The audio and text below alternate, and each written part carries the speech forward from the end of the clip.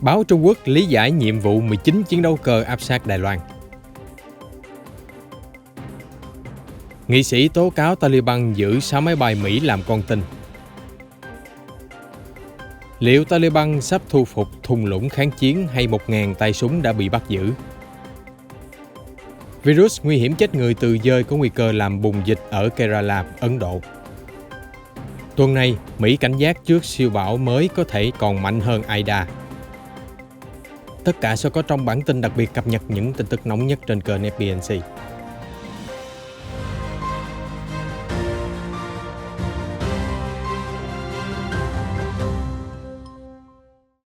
Cơ quan phòng vệ Đài Loan hôm qua 5 tháng 9 điều tiêm kích ứng phó với hoạt động quân sự tăng cường và có điều chỉnh mới của quân đội Trung Quốc PLA. Đài Loan cho biết có tới 19 chiến đấu cơ xâm phạm vào vùng nhận dạng phòng không của hòn đảo, bao gồm 10 chiếc J-16, 4 chiếc Su-30, 4 anh tạc cơ H-6 có thể mang vũ khí hạt nhân và thêm một máy bay chống ngầm. Lần này chiến đấu cơ bay gần Trung Quốc hơn là áp sát bờ biển Đài Loan. Chúng hiện diện phía đông bắc quần đảo tranh chấp Đông Sa. Đài Loan hồi tuần trước cảnh báo mối đe dọa từ Trung Quốc đang gia tăng, cho biết lực lượng vũ trang từ bên kia eo biển có thể làm tê liệt khả năng phòng vệ của hòn đảo. Đài Bắc tuyên bố theo sát mọi hoạt động của Bắc Kinh, bao gồm việc tăng cường triển khai quân sự. Thời báo Hoàn Cầu, ấn phẩm của chính phủ Trung Quốc khẳng định việc 19 chiến đấu cơ của PLA áp sát Đài Loan vào hôm qua là thuộc về hoạt động diễn tập thông thường. Con số 19 máy bay tuy lớn nhưng chưa bằng mức kỷ lục 28 chiến đấu cơ từng răn đe hòn đảo trong ngày 15 tháng 6. Hoàn Cầu khẳng định hơn một năm nay, PLA đã liên tục tập trận thường kỳ xung quanh hòn đảo, tùy từng mục đích mà huy động số lượng chiến cơ nhiều ít khác nhau.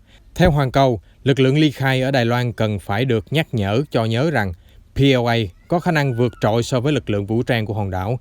Vào cuối tháng 8 vừa qua, chính quyền Đài Loan đã đề xuất gói ngân sách đặc biệt để tăng cường năng lực sản xuất tên lửa.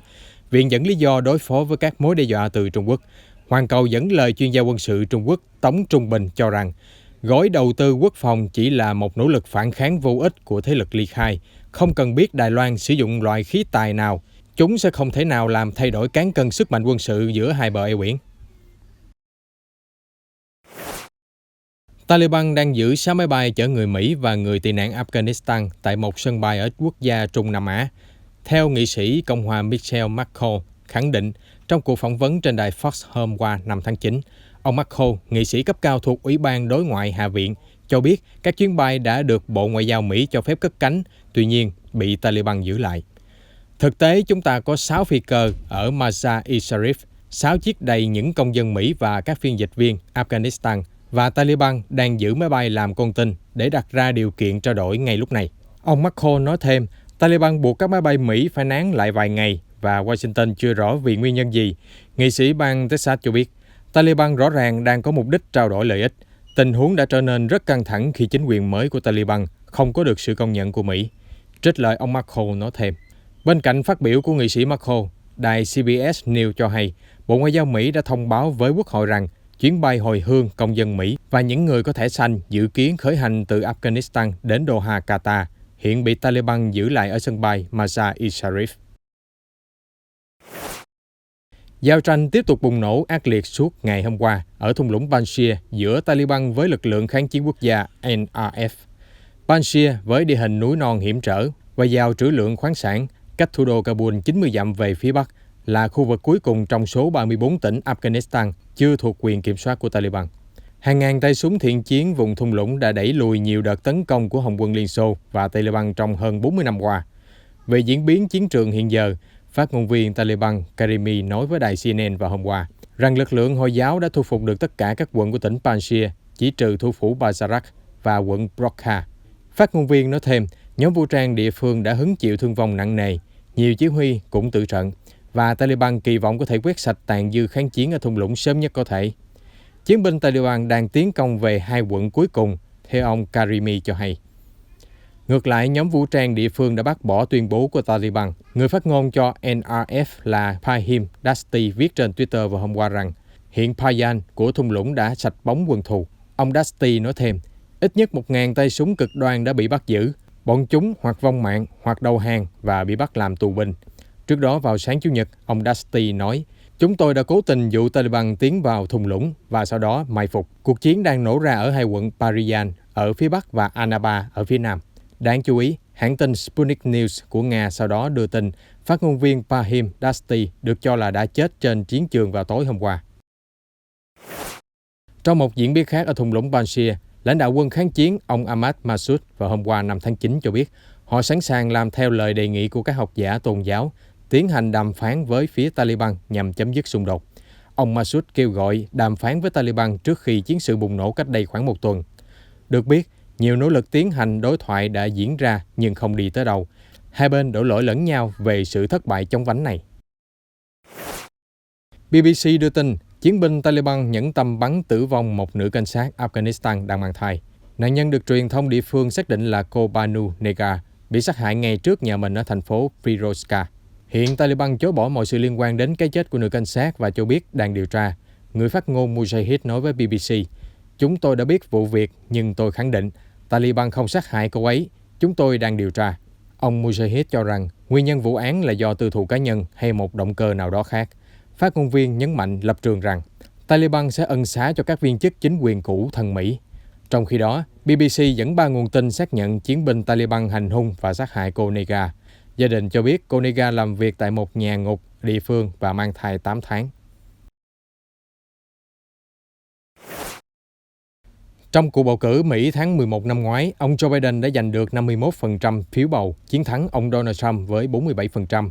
Tuy nhiên, gần đây, Tổng thống Biden mất đi nhiều sự tín nhiệm sau khi chỉ đạo rút quân khỏi Afghanistan.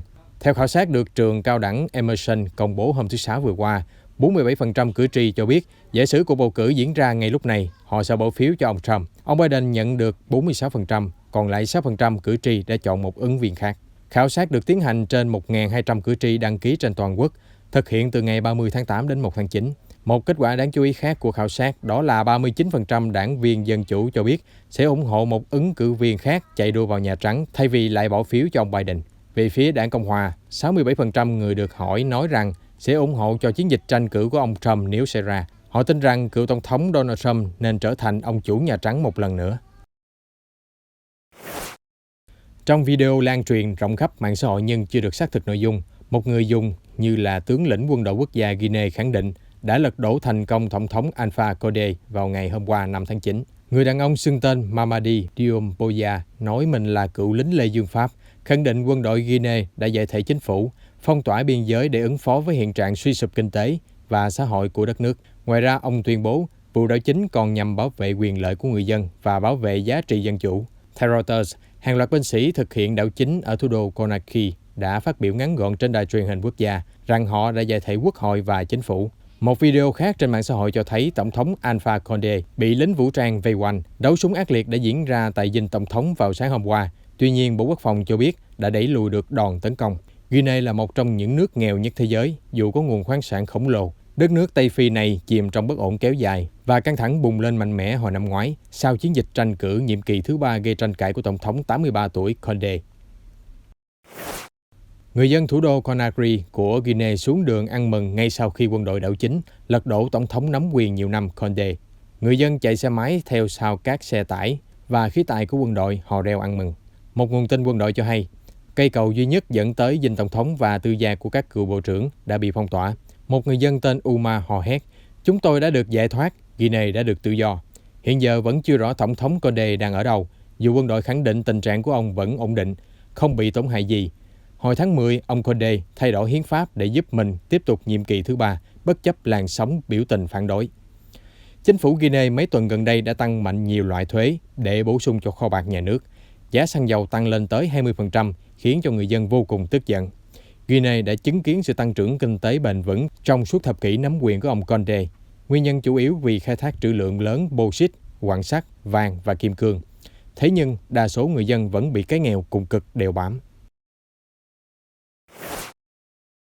Một thiếu niên 12 tuổi đã tử vong sau khi nhiễm virus Nipah lây truyền từ dơi ở bang Kerala của Ấn Độ. Theo người đứng đầu ngành y tế của tiểu bang là Veena George xác nhận vào hôm qua 5 tháng 9, 20 người khác tiếp xúc gần với bệnh nhân đang được theo dõi và 3 quận của bang Kerala đã phát cảnh báo mối nguy cơ bùng dịch. Quan chức y tế Veena cho biết 3 mẫu phẩm xét nghiệm gồm huyết tương, dịch não tủy và huyết thanh cho thấy bệnh nhân đã nhiễm virus Nipah. Người bệnh nhập viện do sốt cao vào ngày 1 tháng 9, nhưng đến ngày 4 tháng 9, tình hình càng trở nên nặng hơn. Chúng tôi đã phát hiện 188 người tiếp xúc với bệnh nhân, trong đó có 20 người tiếp xúc gần. Nguy cơ lây nhiễm cao. Hơn 10 người đã biểu hiện triệu chứng, tất cả đều là nhân viên y tế. Ấn Độ đã gửi nhóm chuyên gia từ Trung tâm Kiểm soát Bệnh tật Quốc gia đến bang Kerala để hỗ trợ xử lý trường hợp báo động nói trên. Theo Sputnik, virus Nipah dễ dàng lây nhiễm nhanh, có thể gây viêm não dẫn tới tử vong hoặc gây ra nhiều bệnh hô hấp ở người. Virus được tìm thấy trên các mẫu vật phẩm lấy từ dơi ăn quả ở Ấn Độ. Bệnh lây nhiễm khi tiếp xúc với nước dãi của dơi. Dịch bệnh do virus Nipah gây ra từng bùng phát ở nhiều trang trại nuôi lợn ở Malaysia vào cuối thập niên năm 1990. Ấn Độ cũng ghi nhận các ổ dịch tại bang Tây Bengal vào các năm 2001, 2007 và tại bang Kerala vào các năm 2018, 2019. Tập đoàn Dược phẩm Quốc gia Trung Quốc hay còn gọi là Sinopharm mới đây hé lộ các sản phẩm mới được phát triển, bao gồm vaccine và các thuốc điều trị COVID-19 tại triển lãm thương mại dịch vụ quốc tế Trung Quốc 2021. Zhu Jingjin, một giám đốc dự án Sinopharm, phát biểu tại sự kiện rằng hãng dược quốc doanh Trung Quốc đang phát triển vaccine chống lại các biến chủng Delta và Beta, và loại vaccine ứng dụng công nghệ tái tổ hợp thế hệ thứ hai của tập đoàn đang được thử nghiệm. Sinopharm cho biết sẽ mở rộng sản xuất lên tới 5 tỷ liều vaccine để biến vaccine ngừa COVID-19 của hãng trở thành sản phẩm sinh học có mặt trên toàn cầu. Một tuần sau khi siêu bão Ida đổ bộ vào đất liền của bang Louisiana, người dân vẫn chật vật đối mặt với hậu quả nghiêm trọng. Các khu nhà cửa bị chia cắt do lũ lụt và mọi người thiếu ăn, thiếu uống, bị cúp điện và cúp nước sinh hoạt. Hiện 600.000 hộ dân ở bang đang bị mất điện. Việc khôi phục lưới điện ở thủ phủ New Orleans là khó khăn nhất do thành phố bị ngập nghiêm trọng. Thống đốc bang John Bell Edwards cho biết hôm qua, số người tử vong tăng lên 13. Ông nói thêm, trong số 13 nạn nhân bao gồm 4 người qua đời do ngộ độc khí CO. Người quá cố không thể cảm nhận hay ngửi được khí độc này. Họ không hề biết là đang bị đầu độc.